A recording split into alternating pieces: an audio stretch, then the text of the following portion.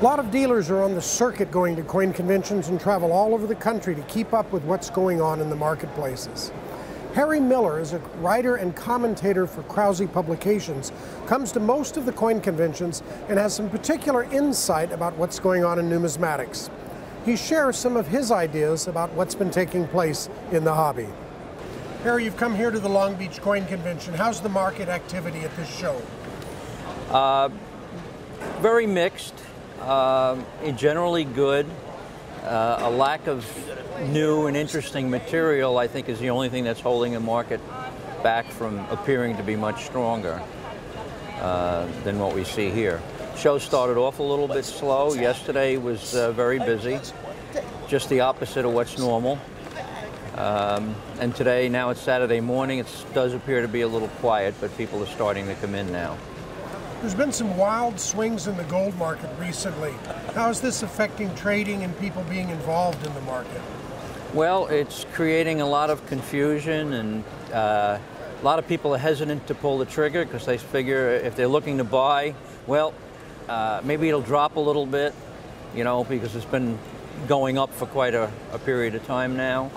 I myself, in my columns, I talk about looking for the sell-off as a good time to get in. And on the other side of it, people that are looking to sell, they have that kind of the little bit of greed there, which we all experience at one time or another. And they're waiting, hoping, well, maybe the magical $2,000 number, and then if and when it does hit 2,000, which I think it will, then they'll say, well, maybe I should wait to 2,500. And they'll be the same people that eventually sell it at $1,200, maybe months or years from now when it goes back down. And what kind of information? You have a column that goes out regularly in one of the major trade parties. Yes. What is that, and what kind of information do you share? Well, there's actually two columns that I do. There's a weekly column in Numismatic News, which is part of what we call Coin Market at a Glance. I actually developed it for them. It's an overview of the coin market, and every other week it's a different cross-section of the market. In other words, one week it'll be silver dollars and proof and mint sets, with a little column that I write as a market commentary, generally geared towards those things, those items.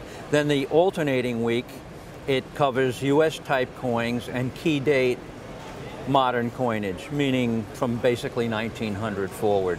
A few coins below that because of the Barber series starting in 1892.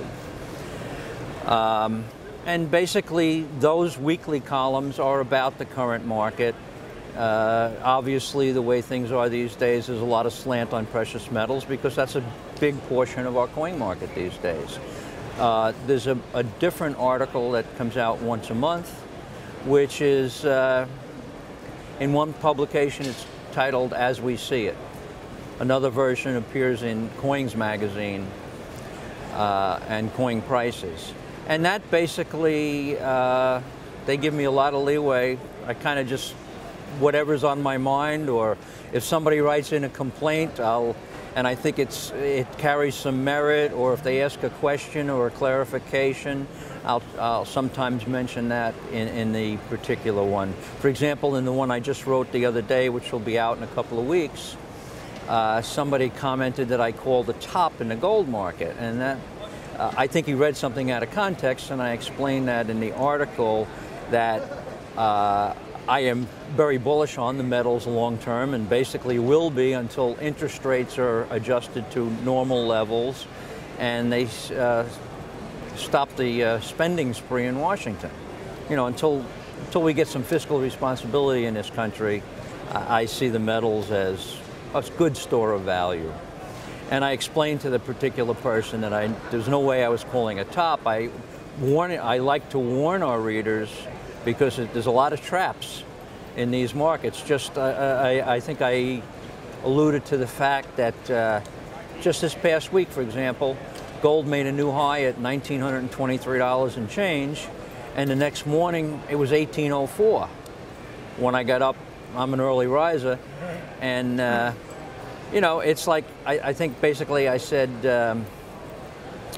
that you go to bed wishing that you had bought more you wake up in the morning saying, why the hell didn't I sell it? And I think, you know, I'm a professional, I'm supposed to know better. You know, so people that are not in the market every day like I am, I'm sure they have even more trouble.